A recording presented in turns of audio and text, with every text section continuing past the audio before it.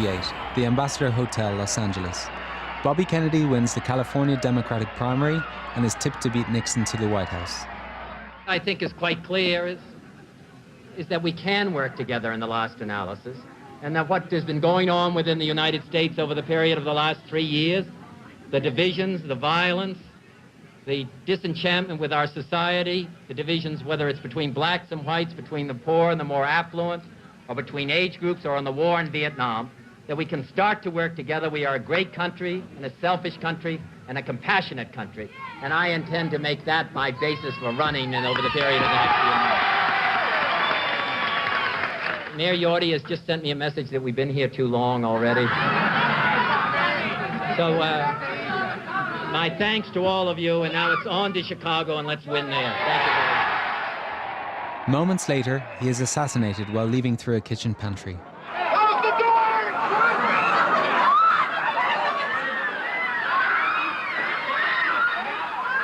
Oh, what? Shoot it, please shoot it! Oh, no! Oh, my God. Senator Kennedy has been shot in the head. It's only 2 months since the assassination of Martin Luther King.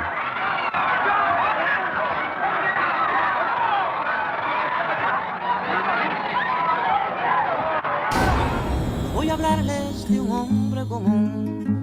Haré la historia de un ser de otro mundo, de un animal de galaxia. ¿Cómo está, Fabián? Querida mía. Un gusto, como siempre, Igualmente. tenerlo aquí. Ya usted lo ve, estamos otra vez descifrando encrucijadas con Fabián Escalante. Pupilas atrás, estuvimos examinando el asesinato de John F. Kennedy. Hoy volvemos, pero con otro Kennedy. ¿Cómo es eso? ¿De quién estamos hablando? De Robert Kennedy. Y yo le quisiera pedir que usted nos, antes de empezar a adentrarnos ya en los detalles del asesinato y el resto del contexto que rodea ese hecho, que nos ilustre un poquito por qué es Bobby una figura importante en ese momento, que entonces atrae la atención sobre sí. Mira, Robert tiene una historia curiosa. Cuando su hermano John es elegido presidente del país, nombra a Robert ministro de Justicia, es decir, fiscal general. Es decir, el responsable de la seguridad del país, el jefe, entre comillas, del Buró Federal de Investigaciones, porque en esa época estaba Edgar Hoover, al cual nadie ha mandado hasta que se murió. Entonces, el papel de Robert era controlar eso. La agresión comienza. Te recuerdo que la agresión a Cuba comenzó desde el mismo año 59. John Kennedy hereda la invasión a Cuba. La invasión fracasa, es derrotada en menos de 72 horas por el pueblo cubano y nuestras Fuerzas Armadas. Y John ordena hacer un estudio de fracaso. Entonces aquí hay dos personajes que van a participar en la presidencia de ese estudio. Uno es Robert Kennedy y el otro es un general del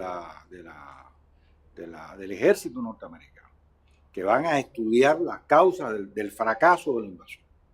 Eso va a producir un resultado, un estudio, un informe final, donde le recomiendan al presidente John Kennedy inscribir el proyecto cubano en la Guerra Fría, que es cuando se ejecuta el 30 de noviembre de 1961, se propone el proyecto Cuba o la Operación Manhattan. ¿Y a quién John nombra jefe de eso? A Robert Kennedy. Sí, Robert Kennedy va a jugar un papel protagónico en aquella guerra, aunque formalmente había un general del Pentágono, Edward Lansdale, al frente de la Operación Manhattan, pero el responsable, a quien Lansdale le rendía cuenta, era Robert Kennedy. Robert Kennedy va a transcurrir, va a dirigir ese operativo, es el que le informa al presidente de los resultados todo el año 62, hasta que se produce la crisis de los misiles en octubre de 1962. Te recuerdo que Robert Kennedy fue el personaje principal que su hermano John va a utilizar para negociar con los soviéticos a través del embajador soviético en Washington. En esas negociaciones va a surgir un acuerdo entre Estados Unidos y la URSS. Acuerdo, por supuesto, que no contempló los intereses de Cuba, dicho sea de paso. Por eso aún estamos en esta circunstancia. Pero se hace un acuerdo donde Robert Kennedy tiene el papel protagónico y Robert y John en ese momento se dan cuenta que están rodeados de locos. Es decir, todos sus generales del Pentágono, todos sus asesores de la CIA. ¿Por qué locos? Porque querían que Estados Unidos realizara un bombardeo nuclear contra Cuba contra viento y marea. El presidente, con alguna lógica, le pregunta a su general distinguido, bueno, ¿usted puede acabar con todos los misiles en Cuba en un solo bombardeo? Y el otro le dice, no, dice, entonces yo no puedo bombardearlo, porque con uno solo que se quede nos van a bombardear a nosotros. Esa es la conclusión de la crisis de los misiles. Comienza el año 63. Robert sigue como comandante en jefe de la fuerza anticubana. Tan es así que en febrero él está diseñando una operación con Manuel Artimes y otros personajes más que se van a localizar en Nicaragua, que era una fuerza de tarea que tenía la misión de impedir que los barcos mercantes llegaran a Cuba. Es decir, no le bastaba solo el bloqueo económico decretado, no, de bloqueo directo, naval ahí, con barcos de guerra para atacar a los barcos mercantes que vinieran a Cuba. Esa es la realidad. Y Robert va a transitar eso. Ya John está pensando de manera distinta a Robert en ese momento. Lo hemos contado también en otras encrucijadas con usted aquí. Como John se empieza a desmarcar un poco de ese plan agresivo y empieza y comienza a pensar en una solución política, que es cuando se establecen, hemos hablado de eso, distintos tipos de procesos de negociadores. Eso es lo que le va a costar la vida a John Kennedy. Ahora, después que matan a Kennedy, Bobby, ¿cómo se vuelve entonces el hombre a que acabamos de ver el material van a liquidar también? Bueno, mira, Bobby va a estar unos meses, es decir, lo que le resta a Johnson de mandato hasta las elecciones siguientes como secretario de Justicia. Después él se independiza porque él quiere ser presidente y se lanza a la campaña contra... Y tiene posibilidades. Claro, sí, ya prácticamente a mediados del 68 él ha ganado los principales estados de la Unión al frente del Partido Demócrata. Es decir, ya Robert es un tipo que ha evolucionado políticamente. Es decir, Robert Kennedy desde que el año 67, un año antes, dice, la revolución en América Latina es inminente, hagámosla nosotros mismos. Claro, a su manera y desde su punto de vista, pero ya no es el mismo Robert Kennedy del año 62, del año 63, es otro. Es un hombre que está pensando en un programa nuevo hacia América Latina. Y ese es el discurso de campaña oficial de Robert Kennedy durante todo el proceso de esa candidatura, es decir, de esa postulación que él va a hacer en los meses del año 68. Ahora, específicamente con su asesinato, ¿qué podemos nosotros listar como ese amasijo de elementos que entran a funcionar y que también de alguna manera habían estado en el asesinato de su hermano John? Mira, a mí hace algún tiempo me mandó un documentalista norteamericano, Shane O'Sullivan, un documental que seguramente los televidentes lo van a ver, que es un documental que se hace en las afueras del Hotel Ambassador de Los Ángeles. Es decir, el último lugar donde Robert Kennedy habla y donde va a ser asesinado. Esa cámara que está filmando los exteriores va a recoger a todas las personas, las imágenes de todos los que estaban allí. ¿Y quiénes estaban allí? Bueno, ahí estaba David Morales, un especialista en guerra psicológica, un hombre muy vinculado al asesinato de John Kennedy, un hombre que fue segundo jefe de la J.M. Wade, un hombre que estuvo en Cuba como diplomático, entre comillas, en el año 58. Ahí estaba George Ioannidis, que era especialista en guerra psicológica de la J.M. Wade y que en el año 78, estando ya él retirado, la CIA lo mandó a buscar para que sirviera de enlace entre la CIA y el Comité Selecto de la Cámara de Representantes que estaba investigando los asesinatos de John Kennedy y de Martin Luther King. Imagínate qué clase de enlace. Y el otro es Gordon Campbell. Gordon Campbell fue también de la JMW y era jefe de la Marina subversiva que constantemente atacaba a Cuba. Esos son los tres personajes que van a ver en el documental, que estaban ahí en actitud de vigilia, es decir, en actitud de espera. ¿Qué va a pasar? ¿Qué va a suceder? Están dirigiendo algo, es una operación de la CIA. Y cuando vemos los resultados de la investigación de la policía de Los Ángeles, bueno, confirman eso. todo se hace evidente. La pistola de Sirhan tenía un magazine de 8 tiros. Ahí se dispararon 13, de los cuales 9 hirieron a Robert Kennedy y otras personas. A Kennedy le dieron 4 balazos y el mortal se lo dieron de espalda y Sirhan estaba enfrente de él. Una vez más, aquella teoría del asesino solitario, como vimos también con el asesinato de Kennedy, queda totalmente... Es otro Lee Harvey Oswald. Sirhan es otro Lee Harvey Oswald. Si fue preparado, fue drogado, según él, y se paró con una pistola delante de Robert Kennedy.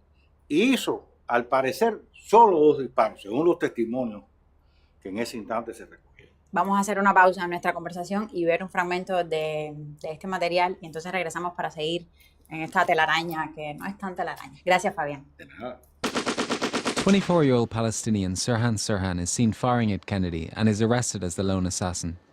But for nearly 40 years, debate has raged over whether a second gunman was involved. Police diagrams based on the autopsy show the fatal shot came from behind, but witnesses place Sirhan's gun several feet in front of Kennedy. The actual shooter of Robert Kennedy was standing behind Robert Kennedy, according to the autopsy report. Sirhan was standing in front of him, face to face. The distance between the muzzle of the assailant's weapon and Robert Kennedy's body was somewhere between actual contact and no more than 3 inches. And the weapon from which the shots were fired was held at a sharp upward angle, again from the rear. All the witnesses state that Sirhan's weapon was held between 1.5 and 6 feet away from Robert Kennedy, horizontally in relation to the floor. The autopsy report exonerates Sirhan. Behind me is the famous Ambassador Hotel where Robert Kennedy was assassinated that night. It's now a construction site, shortly to be a high school project in memory of Bobby Kennedy. I started writing a screenplay 3 years ago based on this case, fascinated by the conspiracy theories.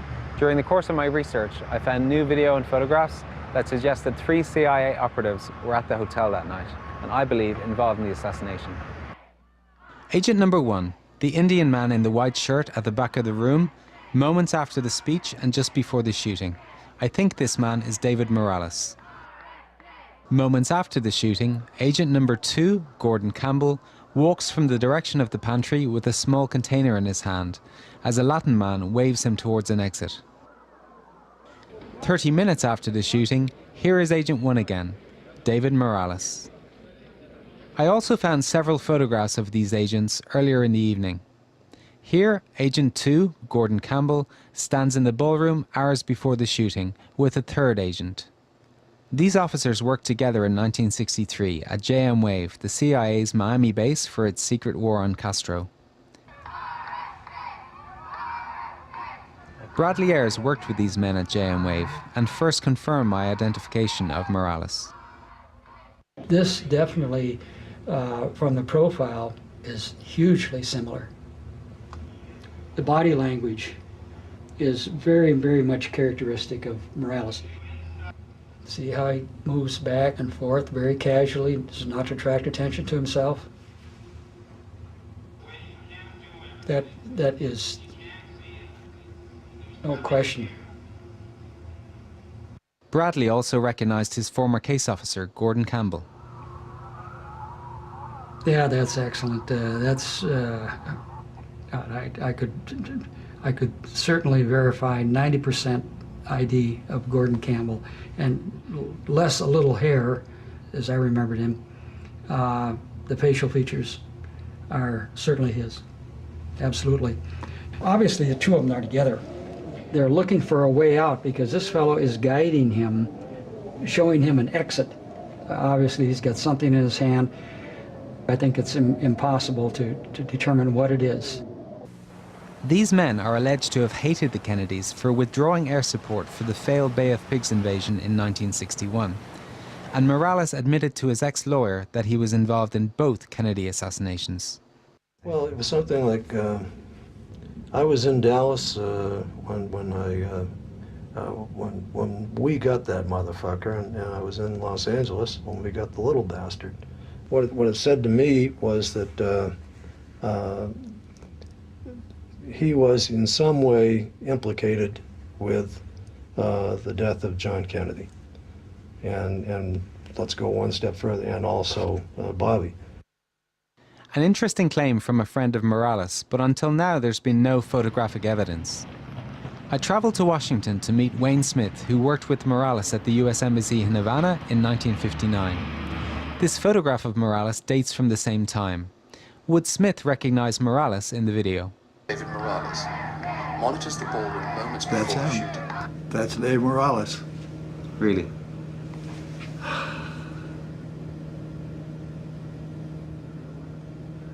Yeah, I'm virtually certain. Is there anything? No, we see him again. We see him again. Go ahead. Yeah, Let's do and it. you'll see him repeated. Is very, very much characteristic. Yeah, I mean, he turns that way. That's Morales. That's Morales. Back and forth, very casual. Yeah, I knew Morales quite well. He worked in the CIA station in Havana when I was third secretary of the political section, and got to know him fairly well and saw him again a number of times. He came to Buenos Aires when I was political counselor down there, and we had dinner at a friend's house one evening. So I have no hesitation in saying that's Morales. Entonces, Fabián, después de haber visto esto, ¿quiénes mataron a Robert Kennedy? Mira, esa es una historia que viene caminando desde hace algunos años. Te recuerdo que 2 meses antes de que mataran a Robert Kennedy, mataron al líder negro norteamericano Martin Luther King. Y fueron los mismos asesinos. ¿Quiénes eran esos asesinos? Bueno, el programa que creó la CIA el 20 de enero de 1961, ZR Rifle, que según los documentos desclasificados de Estados Unidos, tenía la misión de eliminar líderes hostiles a las políticas de Estados Unidos. Es decir, al establishment, al gobierno real, al gobierno invisible de Estados Unidos. Esos fueron los que mataron a John, los que mataron a Martin Luther King y los que van a matar a Robert Kennedy. Este aparato va a sufrir varias transformaciones. Su primer jefe, un señor que se llamó William Harvey, oficial de la CIA, estuvo destacado en Alemania del Este, fue miembro del FBI. Y este señor, pocos meses después, mismo año 61, lo nombran jefe de la operación anticubana. ¿Por qué? Porque el objetivo principal de ZR Rifle era Fidel Castro. Este señor se lleva ese programa debajo del brazo a la unidad que está formada para dirigir acciones contra Cuba. Y ahí se conecta con el sindicato del crimen organizado, con San Giancana, jefe de la familia mafiosa de Chicago, y con Santos Traficante, jefe de la familia de la Florida. Ambos designan a un mafioso, John Rosselli, como enlace de ellos en estas operaciones contra Cuba y de asesinato. Y ZR Rifle empieza a engordar. Se hacen un sinnúmero de complot para asesinar a Fidel, que todos, como sabemos, fracasan. Y ya en los años 65, la CIA decide sabiamente unir este programa con otro que tenía en Miami, que se llamaba la Operación 40. Al frente de la cual un grupo de cubanos que hacían espionaje en la comunidad cubana de Miami, al frente del cual estaba Joaquín Sangenís, aquel mismo sujeto que era el portero del edificio Dakota el día que asesinaron a John Lennon. Ese es el tipo que es jefe de la Operación 40. Se unen y esta máquina criminal engorda y empieza a tener objetivos mayores. Es decir, ya no solo se trata de asesinar líderes políticos internos o externos que sean hostiles a Estados Unidos o que Estados Unidos considere que son hostiles. Ya van a entrar otra categoría de personas. Van a entrar artistas disidentes. Va a entrar toda la gama de enemigos que Estados Unidos decide en sus refrigeradas oficinas. Ese es ZR Rifle, que fue el mecanismo que asesinó a John, que asesinó a Martin Luther King, que asesinó a Robert Kennedy, que después en los años 70 va a asesinar al general Carlos Prat de Chile, que va a asesinar a aquel que fue ministro de Relaciones Exteriores de Chile en Washington en 1976, que le pusieron una bomba debajo del carro. Es decir, Orlando Letelier. Es decir, este aparato ha ido desarrollándose a medida de los años y han ido asesinándose personas, unas conocidas y otras desconocidas. Ahora, lo importante es lo siguiente: ¿quiénes han sido los killers de este aparato? Los emigrados cubanos contrarrevolucionarios, el exilio cubano contrarrevolucionario. Ahí vamos a encontrarnos a Orlando Bosch, vamos a encontrarnos a Luis Posada Carriles, ahí vamos a encontrarnos a Félix Rodríguez Mendigutía, ahí vamos a encontrarnos a un grupo a Sangenís, a Joaquín Sangenís, ahí vamos a encontrarnos a los hermanos Ignacio y Guillermo Novo Sampol. Es decir, una variedad de criminales que se hicieron bajo la sombrilla que la CIA tendió en la guerra para encubrir sus actividades en la guerra contra Cuba y que se convirtieron en expertos en asesinar personas, en poner bombas. En expertos de terror. En expertos de Antonio Veciana, Juan Manuel Salvat. Es decir, todos estos personajes que van a salir en todas las investigaciones que se hicieron, ellos salen. ¿Por qué? Porque eran los killers de la operación Z Rifle, que fue desarrollándose y hoy nos las encontramos en todas las organizaciones armadas de Estados Unidos, que además de eso Hollywood hace episodios sobre ellos y nos muestran cómo asesinan a los pobres árabes, cómo hacen operaciones en el desierto para matar a una señora que es sospechosa de colaborar con algún movimiento de resistencia, o en Palestina ahora. Están ahí en Palestina asesorando a los israelitas. Son los que asesoran a los israelitas y son los expertos en matar personas. Son los que lo enseñaron a los israelitas a secuestrar gente y a matar y a torturar. Porque además son los que controlan las prisiones de la base naval de Guantánamo, de la norteamericana en Guantánamo. Ese es el resultado de ese terror. Eso, aquellas lluvias son estos lobos. Como siempre, si no supiéramos que tiene un absoluto respaldo de la realidad, pensaríamos que usted nos está contando una historia de ficción. Muchas gracias, Fabián. Como siempre, es un gusto que nos acompañe en esta pupila, que usted lo sabe de su casa, porque además nos cuenta no las casualidades de la historia, sino las causalidades de la historia. Muchas gracias. Nos vemos la semana que viene o cuando sea. A tu disposición. Gracias, Fabián. Gracias. I travelled to the other side of the country to meet up with a man who worked in covert operations in the 60s and was at the Ambassador Hotel that night. David Rayburn had been shown the photograph of Morales and remembered seeing him there. Do you think that's the same man that you saw in the photograph? Oh, yeah. That's him. I didn't see him in the ballroom. I saw him out in the lobby area. In fact, I probably saw him several times. He was in and out. I just want you to have a look at this photograph. The two men in the center. This photograph was taken, I think, a couple of hours before the assassination. So we're just looking at the two figures here in the middle. I just wonder if you saw either of those men that night. This man here, the bald one, yeah, I think he was talking to Morales at one time. It's like he was standing talking to him. If Campbell was the man on the left of the photograph, who was the guy on the right? I went back to the East Coast to meet a lawyer at Cornell University, Ed Lopez. In 1978, he was a 23-year-old investigator for the Congressional Committee looking into the JFK assassination.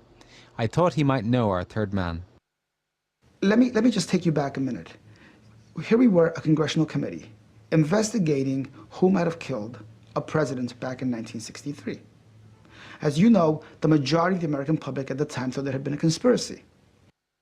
The man the CIA called out of retirement to work as their liaison to the House Select Committee on Assassinations was George Joanides. He never disclosed he worked as Chief of Psychological Warfare Operations at the CIA's Miami base in 1963. I saw George Joanides practically every day for months. George Joanides was the guy who was supposed to be our point person. But when we got down to work, he was all business. What we could see, what we couldn't see, why we could see something, why we couldn't see something, why it was redacted, why it wasn't redacted. Let me now show you a photograph that was taken in the Ambassador Hotel the night Robert Kennedy died. And I'd like you to look at the figure on the right center of frame. Well, when I look at this picture, the guy is young and in shape, always standing, stands erect. It's the way I remember him being. The glasses, his hair slightly receding. At the time, it was dark. By the time that I got to meet him, it was graying. But it's just, I mean, you just look at him and you say, this is the guy that I spent many hours with at Langley. This is George Ioannidis. Not everyone I spoke to could identify our 3 CIA agents. I interviewed Tom Clines and Ed Wilson, both former agents and close colleagues of David Morales. They said I and all the others were mistaken, but they weren't willing to go on camera. Could there be an innocent explanation for the presence of these 3 CIA agents at the Ambassador Hotel that night? Is David Morales a suitable figure to protect Bobby Kennedy? No. No, I mean, in my wildest imagination, I couldn't imagine assigning David Morales to protect any of the Kennedys. Suspicion? High suspicion. Yes, I can't deny that. So why they were doing the things that they were doing, I'm surprised that was never investigated. What do you think needs to be done now? Well, I think the key people at the CIA need to go back to anybody who might have been around back then. Bring them in and interview them. Ask, is this Gordon Campbell? Is this George Ioannidis? Did you know about any operation going on? If you didn't, then why the hell were they there?